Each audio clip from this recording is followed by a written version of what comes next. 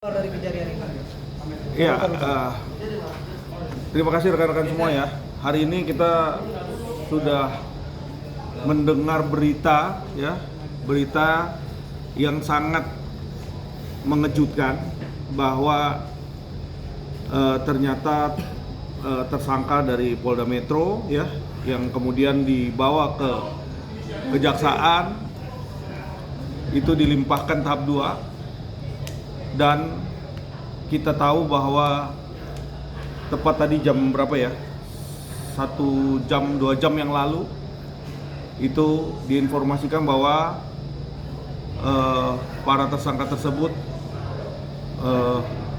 diterima untuk ditangguhkan ya, atau dilakukan pengalihan tahanan ya, pengalihan tahanan seperti itu. Nah, ini kita melihat bahwa proses hukum yang ada sekarang ini adalah memang ini kewenangan ya, kewenangan daripada pihak kejaksaan, di mana kewenangan inilah yang dipakai untuk bisa dijadikan satu landasan mereka untuk dilakukan pengalihan tahanan atau ditangguhkan penahanannya. Tetapi ingat bahwa ini adalah satu role model penegakan hukum, baik itu dari tingkat kepolisian maupun di tingkat kejaksaan, seperti itu.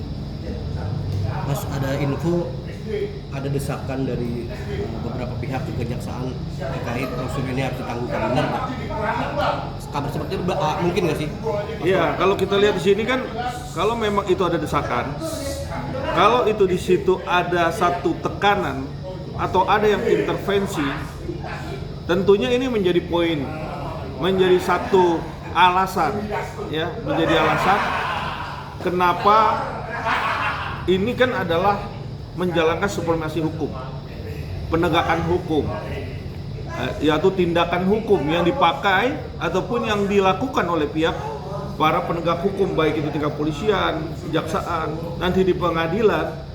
Nah, sebenarnya tata cara inilah yang perlu kita kaji, bahwa sebenarnya apakah ini layak atau tidak.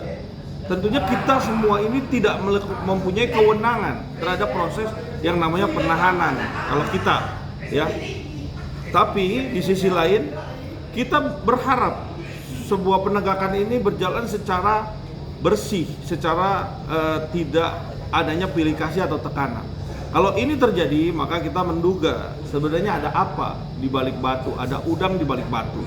Ini yang terjadi. Kita melihat ini ya.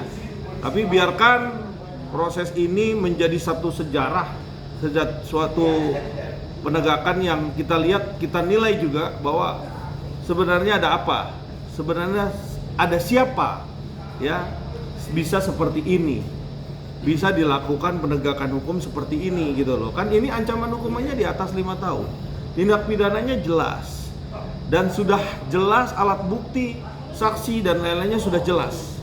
Jadi apalagi yang harus dikhawatirkan untuk bisa cepat proses ini menyampai ke persidangan? Karena kita lihat sudah ada dilema ya, dilema di mana kemarin pada waktu ditangguhkan, tidak dilakukan penahanan, terjadilah adanya satu peristiwa yang kita lihat masuk ke stasiun TV, melakukan narasi-narasi. Nah, itulah yang kita takutkan, yang kita khawatirkan. Sedangkan proses hukum ini belum bisa mempunyai ujung yang dinamakan produk hukum.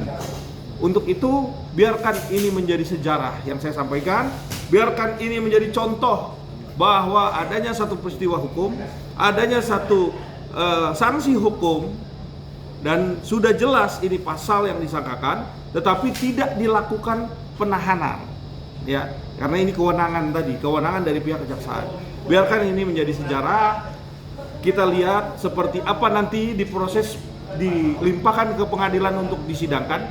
Apakah proses ini ya, proses ini menjadi proses yang benar-benar bersih atau benar-benar sesuai dengan faktanya? Silakan. Nanti biar rekan-rekan media mengawal kasus ini dan kita bisa menyimpulkan sendiri ya. Kalau memang ini ada sesuatu, ada orang di balik layar ini, ya biarkan ini, biarkan media mengawal kasus ini, dengan nanti menemukan satu titik siapa sebenarnya ya yang bisa melakukan tindakan-tindakan yang kita menduga ya bisa seperti ini. Bang, kalau kita lihat kan memang kooperatif ya Bang, sebelumnya ya kooperatif untuk panggilan. Terus hanya saja kan tidak pernah berhenti untuk bercuit-cuit ya Bang. Nah ketika ini ditangguhkan lagi, ada kekhawatiran untuk terus kembali statement segala macamnya yang menghinakan atau apapun lah Bang. Iya, kita sangat menduga, kita sangat khawatir ya akan terjadi ya peristiwa berulang pada waktu dilakukan penangguhan penahanan atau kalau di kejaksaan itu kan pengalihan tahanan.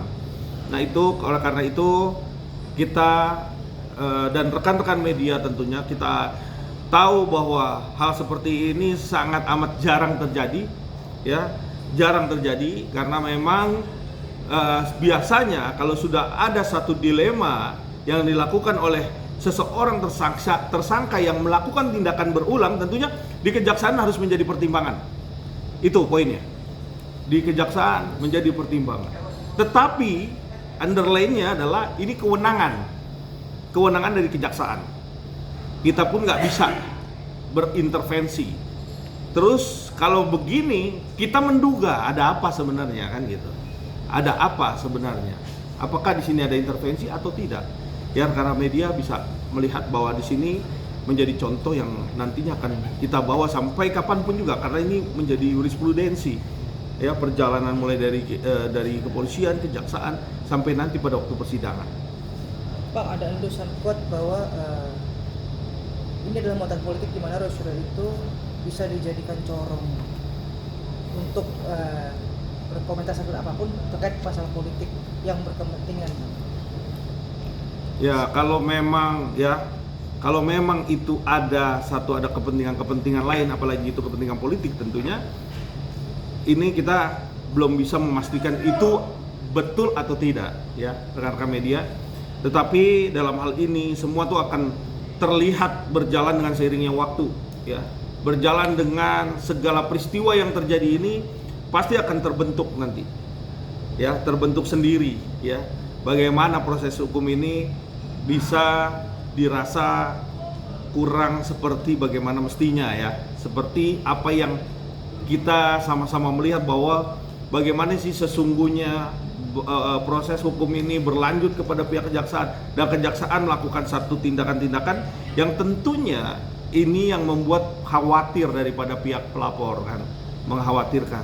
Biarkan ini berjalan, kalaupun memang ada satu kepentingan-kepentingan nanti suatu saat mungkin ya, nggak hari ini, mungkin dalam waktu dekat pasti akan bisa terlihat ya seperti itu. Oke Bang, seperti tadi Bang Ade juga sebelumnya bahwa akan melaporkan jaksa dari Pradis Bang. Apakah pada akhirnya akan melakukan langkah itu Bang?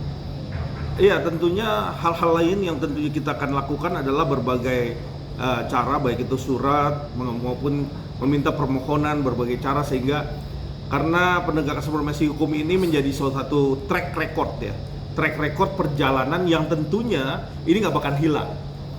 Ini nggak bakal hilang, kasus seperti ini nggak akan hilang. Oleh karena itu kita sangat berhati-hati sekali dalam proses yang dinamakan mengawal kasus ini, baik itu sebagai tim hukum pelapor maupun dalam proses terlapor. Terlapor pun mempunyai sejarah juga. Apakah sejarahnya? Yaitu dalam prosesi ini. Nah, kita bisa lihat nih siapakah yang dispesialkan. Ya, siapa yang dispesialkan? Bagaimana proses hukum ini berjalan? Apakah sudah sesuai? Silakan rekan-rekan media bisa menelaah dan menyimpulkan nanti seperti apa. Karena upaya-upaya kita tentunya melalui prosedur hukum yang melalui surat, baik itu kita menyuratkan ke kejaksaan dan lain-lain, nanti kita akan dilakukan oleh tim kita untuk melakukan upaya-upaya itu. Karena tentunya pihak kejaksaan akan menjawab juga apa yang kita lakukan untuk bisa diverifikasi seperti apa. Ya, karena media doakan aja semua bisa berjalan dengan baik. Mas, pihak keluarga kan yang menjamin atas penangguhan ini Mas. Apakah membawa nama keluarga itu dikatakan cukup kuat Mas? Karena pihak keluarga yang menjamin gitu penangguhan ini.